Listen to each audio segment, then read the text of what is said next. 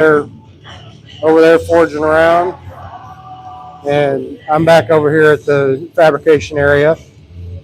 Sorry, my camera stand's a little wobbly, and the music's a little loud, but that's Forge Friday. So I'm doing a little fabrication here, working on these table frames. I finished welding the mesh in earlier today. So now I'm going to be welding these on. And I got to get them centered. So I have my hook rule. This is just a regular old 1 foot square, Stanley square, that I've cut off to one side and angled it. That way if something's hot, I can hook on it and not worry about burning my tape measures up or anything like that. And it lets you be able to do a lot of pretty handy work here and there. And when I'm wearing my apron, I have a little tape measure slot that it slides right down in. But that lets me measure in and make sure I'm centered. Right now, there's 4 inches.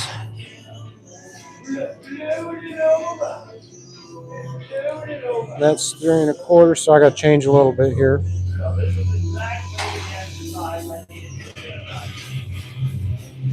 So I got to center on the back side of this angle iron.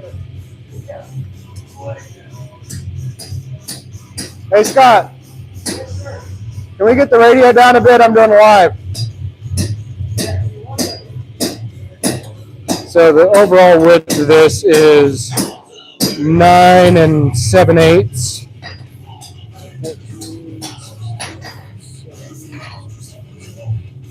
So I got to go 4 7/16 in from this side.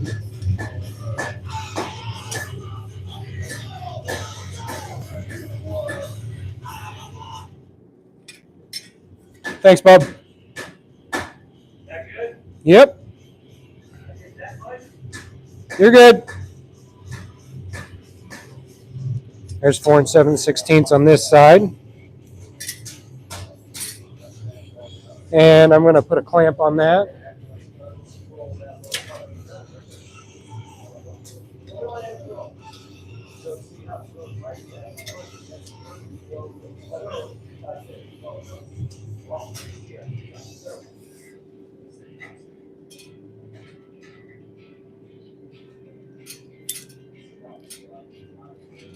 These clamps are a little worn out.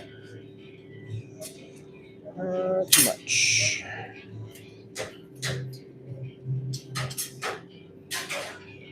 All right, got that clamped in. Now 4 7/16 this side. And I learned earlier that not all hook or squares are made the same on these because some have 12ths on them. I picked up a couple at Harbor Freight to make for extras around the shop, and they got one section of it has 12ths, so if you flip it over, it's a different measurement than this side, and it threw me off for a bit.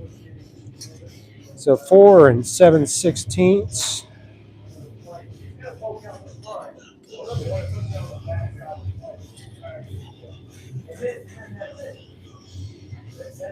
Here we go.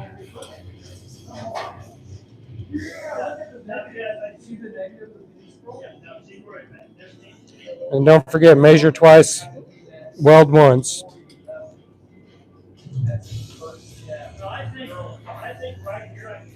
There we go, 4 7/16.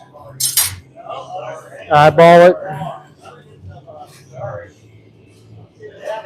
Looks good. Looks good.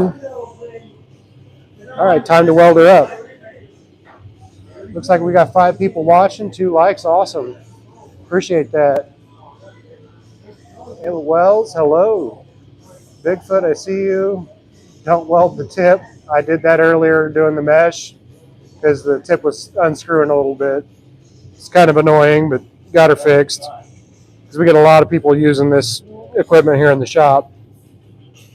Let's see here. I realized my test stream I did yesterday, I had done it as a private test stream, and I had to change it to public a little later on. So nobody actually got to see it live. Let's see here if I can get a better angle for you here. First thing that popped out of my mouth. Hey, Cynthia. How's it going? All right. So now that I got this all clamped up, you can't just go straight to welding. You got to remember ground. I don't know how many times I've done that and ended up not actually grounding. Got the welder on. Gas is on. How's my audio? Can everybody hear me? I'm using a little wireless mic, and sometimes it gets a little crackly. We're making right now Ugly. Yeah, we're making table stands basically for blacksmithing that's going to have hammer loops on the short sides and then tong loops on the long sides. So right now, let me flip the camera around for you. We got the other guys over here forging, doing a little bit of blacksmithing. Once I get done welding this up, we'll go do a little walk around and see what everybody else is doing. We've been doing a little bit of test pieces for the Urbana curriculum because Scott and Doc and I are getting ready to do some of our Urbana certifications for blacksmithing.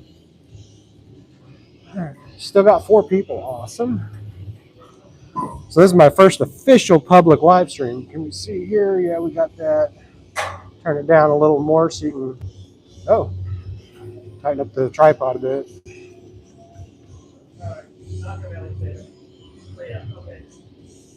Sorry about the wobbly camera. And I'm going to drop the angle. I need to invest in a better tripod. Okay. Here we go.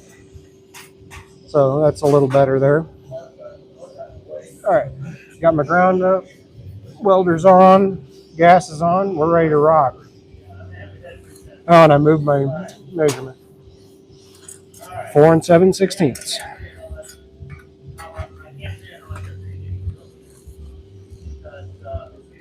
There we go. So if you notice in the image here, this cross angle iron is actually off-centered. If you're looking at this whole total center, that's because the actual center of mass on this is on the flat side of that angle iron underneath. So I had to adjust that. So here we go. All day.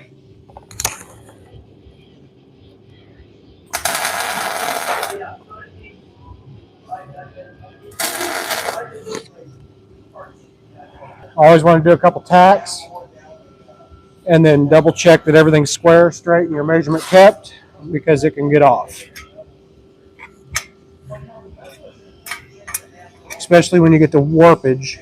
Okay. It all held. Flipping it around, pop this clamp off.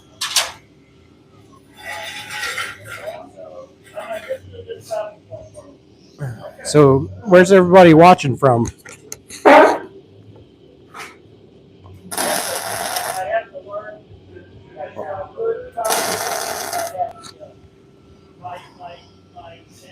Oh, nobody's responding. Oh, got nobody on the stream.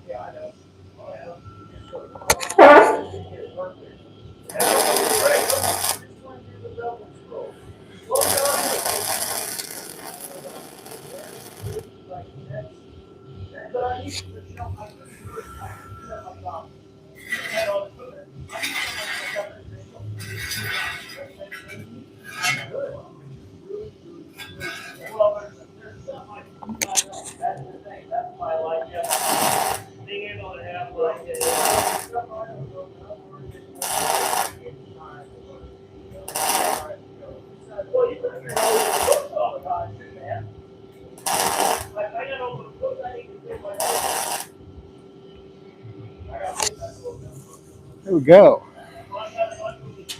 Got that welded up.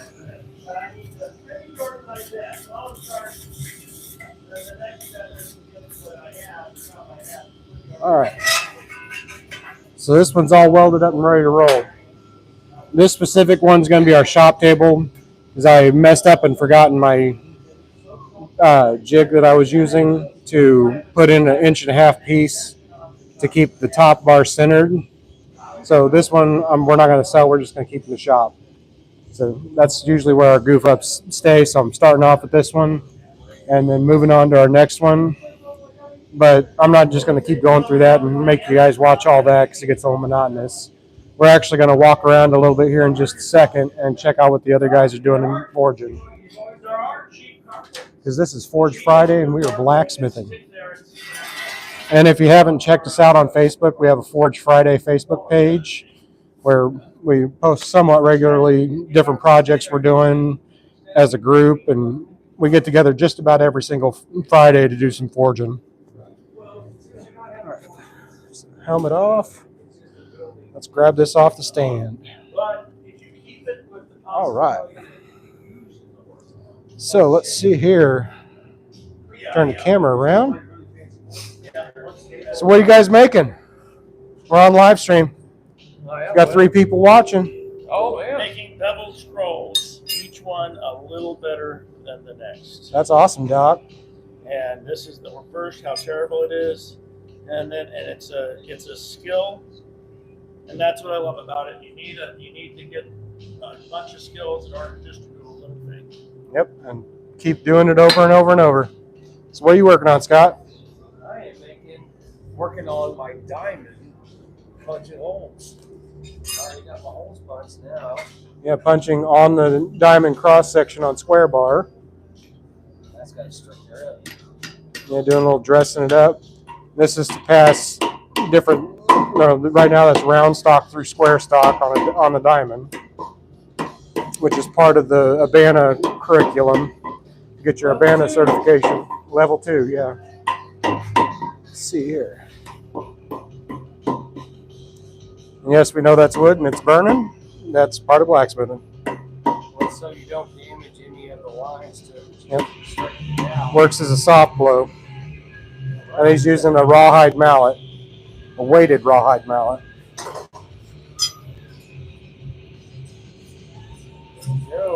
There we go. Yeah. Oh, that one's getting tight. Hey, that's what we're going for. Turn it upside down or something. Just stuff it on the ground upset it into the concrete. I'll give you a shake. Oh, she's getting snug right there. Yeah, that's the goal. Get it snug. Especially since it's still hot, it'll shrink around it a bit. Heck yeah. Did it fall on the floor? Where'd you walk off with it? Well, I don't think I walked off with it. Is this it? Yes, that is it. Right there in the vise. Well, yeah, because, I got to do some work to this thing. Oh, you mushroomed the head over? Yeah, mushroomed out. Why'd it do that? Is that because you hit it so hard? It's all your muscles? Sucker rock? No, this is just... That's mild steel drift.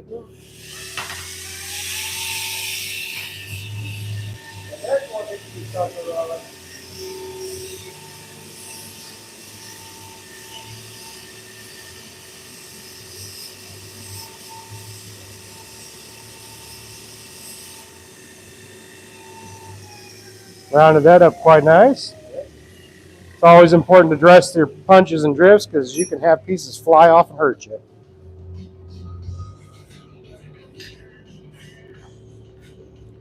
He's putting this in a bolster plate that he made earlier to keep the shape.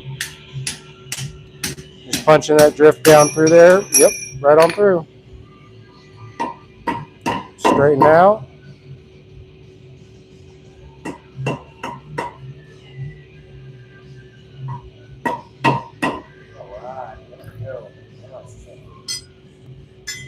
Too big now? Perfect. Heck yeah. Alright. So now I got to do one more, and I'm going to take this thing, put it through there, weave it back through there, weave it back through there, and then this is going to be on the other side of that, and then that tail will go through there. Somebody's getting a little ambitious there, Scotty. You know what I mean? I want to see it. You know what I mean? I want to see it. I want to see it. That will be something that'll keep me here to watch. I just gotta do one more hole, one more diamond hole, and then I can do it. Then I can feed that thing through, look it through, then pull it up so it looks like a like a sword. Yeah, sword guard. Yeah, like a full sword. Yeah. Are you gonna turn it into a fire poker? Yes. Heck yeah. Because you gave me the idea, man. Oh yeah. I was just like, yeah. That's what hillbillies are good for. Yeah. Yeah. Either good ideas or bad ideas or all in one. They are all in one here. Hold My Beer Studios. Oh, my beer studios. That's a good idea. Yes. That could be our Forge Friday channel. We're talking about starting a Forge Friday YouTube channel. It's Forge Friday, man. It's all right, man. We've been doing Forge Friday for a couple of years now, just hitting almost every single Friday. Don't mind the Kool-Aid there, yeah. When it's cold, it's way more enjoyable. When it's hot, you gotta go outside a little bit, you know? You gotta go outside. Yeah, it gets a little miserable during the summer. Big ass fans on a hot day. Which we actually just installed a fan in here so we could get some ventilation. Because when we get this coal forge going over here, it gets a little bit smoky. But just the other day, Scott put in a vent fan up there. Plus, we got a TV so we can actually play blacksmithing videos or watch my YouTube channel. You want to fire up the coal there a little bit? Let them see it. We got 3 people watching. Get in there, Doc. Woo. Yeah, what am I going to do on this one? I guess you could say that's fire.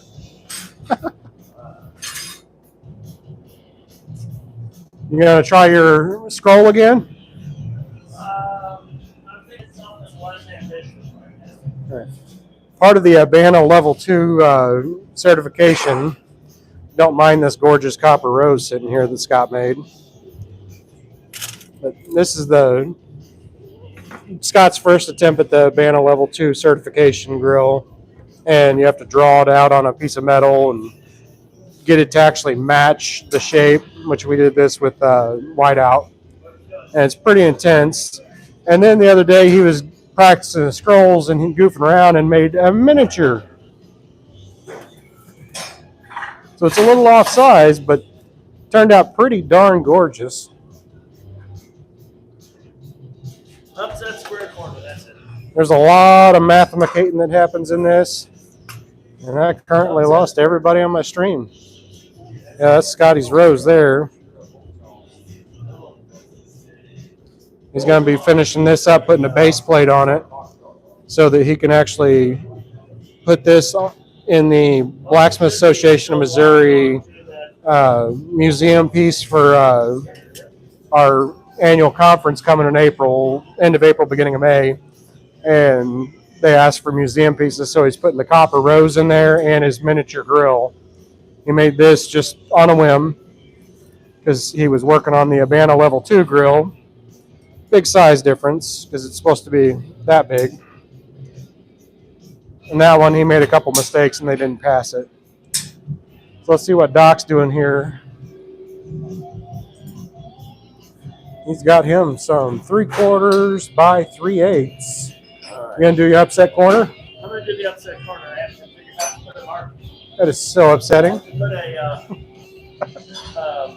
Commodore, yeah. center punch on the. So a center punch to locate where you're wanting your corner to end up. Stop right here. Oh, Scotty's got it. Man, I'd be lost. All right. I am lost most of the time, man. I'm not going to measure. I'm just going to put it You're just eyeballing it. because this is a practice piece. So you're using your ichrometer. Yep.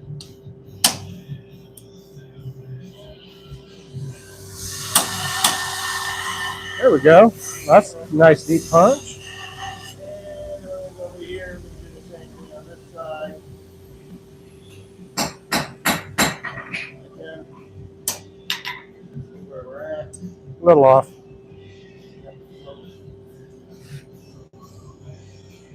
Gotta move a little that way.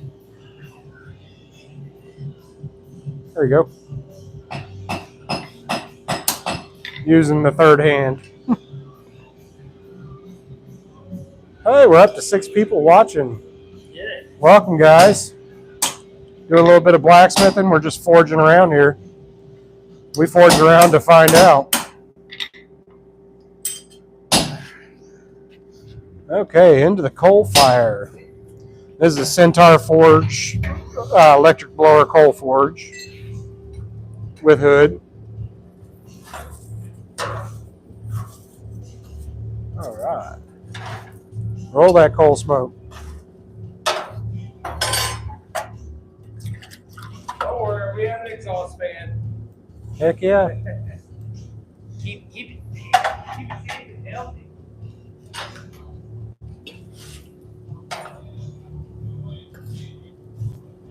And if any of you don't watch the videos that we've done so far, Doc really likes big fires. Doc doesn't like to wait before the metal get hot. Yeah, Doc, tell us. Yeah, Doc's impatient, doesn't want to wait on the metal. Get it hot and hit it hard fast.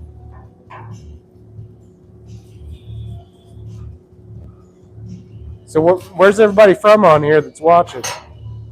Let's hit the comments a bit. Right now we're forging out of Eldon, Missouri. Just about 12 to 13 miles from Osage Beach, Lake of the Ozark area. This is where we hold our Forge Fridays just about every single Friday. See what Scott's working on while that's heating up.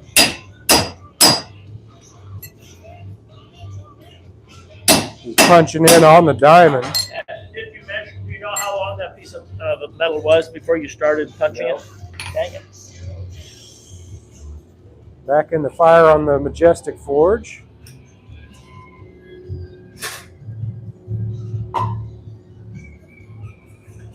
This is actually kind of a slow night for us. A lot of times we have anywhere from 5 to 8 people in here forging at once. We got 4 dedicated forging stations, and we can expand out to about 6 stations. Yeah, and Troy and I just hang out. We run around all the stations. And Yeah. now we actually get to work on a few things we've been wanting to do. And if you didn't know, I'm Troy. From here, I'm Scott. That's Scott. From here. That's Doc or Jonathan. It's all work on this, work on that, work on this, work on that.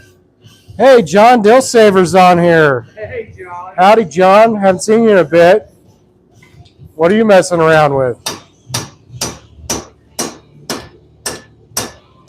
Scott's working on his punching on a diamond right now.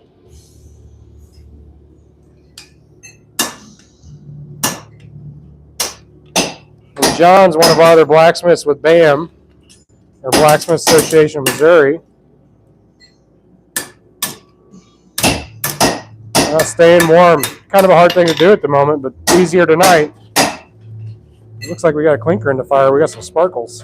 No, I think I dropped a piece of metal at the time of the forge, and it got dropped in or pulled in when I was pulling the coke in. Yep. There's the other end of this. The other end of your scroll you're burnt off. Yeah, if you don't pay attention when you got it in a coal fire, you can lose it quick. And I lose a lot of pieces because I have a hot fire. And I've learned to live with it. Yep. That's the great thing about a propane forge is you don't really lose your piece to melting as easy as a coal forge. You really got to be doing something wrong to do it in the gas forge. But you can also heat up a lot faster in a coal forge. And you can put it precisely where you want it. Oh yeah, a lot more controlled heats. And unless you're Doc, it's a lot more pleasant to forge around in the summer. Because Doc likes his fires big and hot. But they also come out hot fast. Because he's impatient. That's right. Is that a surgery joke? Impatient? Nope. It's just me. Just you? That's a good upset right there. Yeah. Right now he's trying to upset the bar to isolate a little bit of mass in there. When you're doing the upset corners, you have to have the actual upset in it. Otherwise, you just get a weird shaped corner. Maybe pinch down. And brush off that slag. There it is. John says hi to everybody. What's up?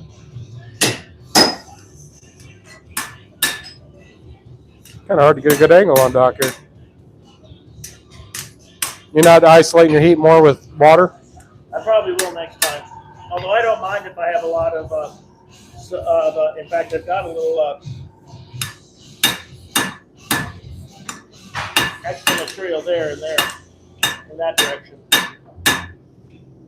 You also get a lot of warping out of square whenever you don't isolate with water.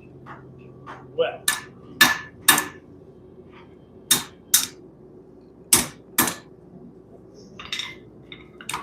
we'll isolate with water this time. All right. You need your water scoop? Right there. Oh, it's right there. In the good old whiskey barrel. Got that from Skull Splitter Distillery up in Higbee, Missouri. And it survived a fire at the coopery where they make them. And that building burnt down, but they were able to salvage some. Yeah, push that Coke on out of there.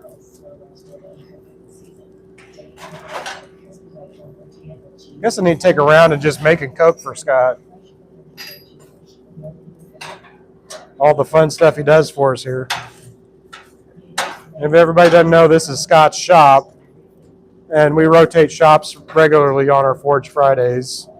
But most of the time, we ended up sitting here at Scott's shop doing it. My shop's organized enough. I will be hosting. Yeah. But I can. Are you going to do that after we get your 800-pound anvil in? Probably. That'll be fun.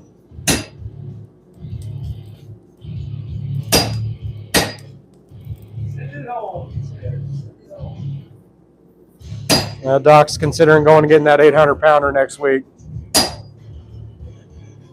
Right. Let's check Scotty's progress here. It's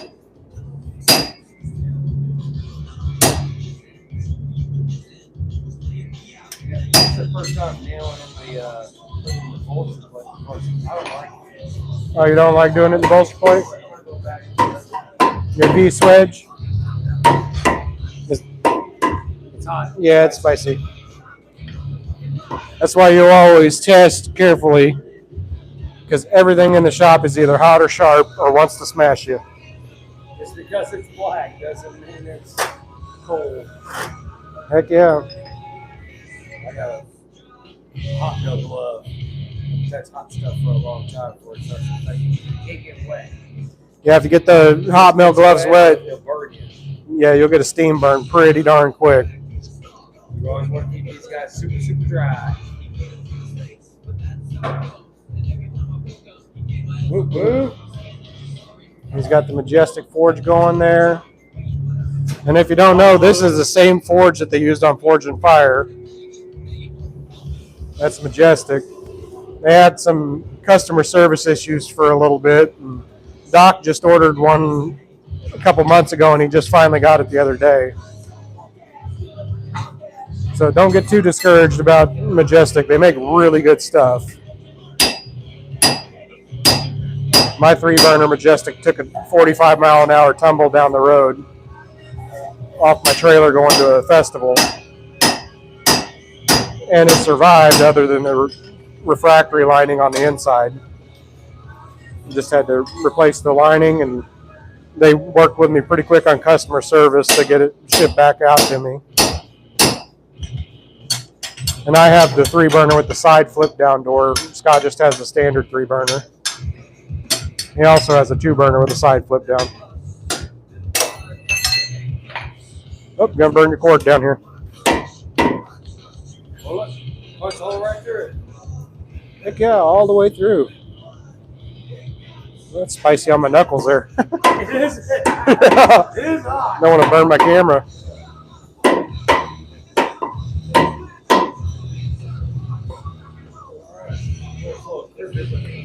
We bumped up to 12 people on the stream for a little bit. We're 9 right now.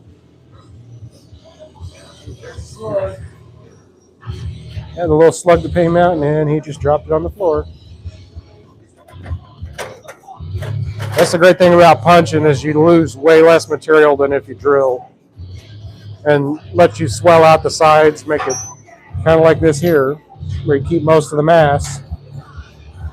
And he just forged this earlier to fit a 1/2 inch round through it. I mean, right now he's kind of working. You're gonna do it into a fire poker. Well, yeah, handles. Yeah, he's doing a handle for a fire poker that's gonna kind of look like a D guard on a sword or something, feeding itself through itself. Let's get that just a little bit to heat up. All right, looks like Doc is getting ready to pop out of isolating his heat, and he's gonna do some more upsetting stuff. 17 people, howdy y'all.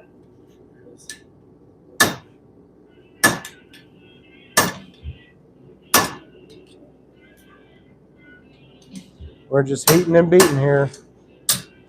Oh, I'm just flapping my gums on camera.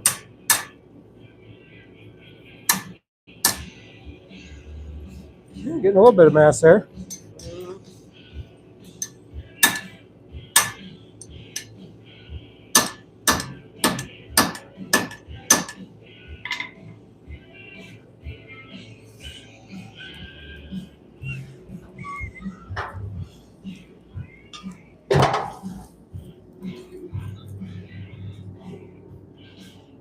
Oh, Scotty ran off. Ooh, that'll keep you warm.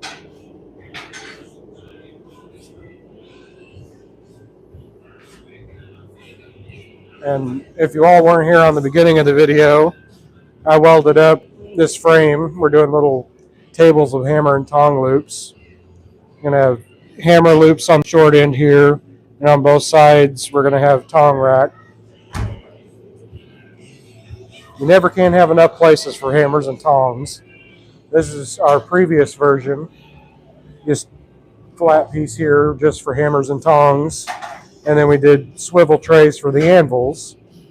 And we started with the slot right there for hammers. And then we upgraded to hammer tong table rack for our post vices. And now we're doing freestanding. And we're going to be selling those at our BAM conference. Oh, Scott's coming out to drift. Oh.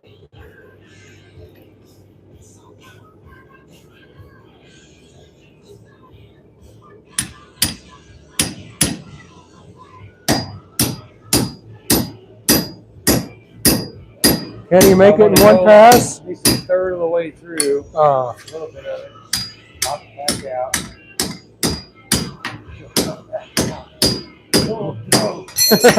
And hope you don't mushroom it too much in the process.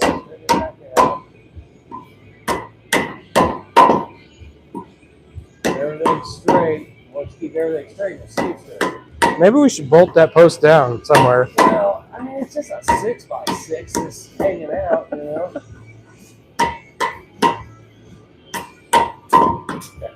So, There we go. next time we drift, we're going to drift from the other side.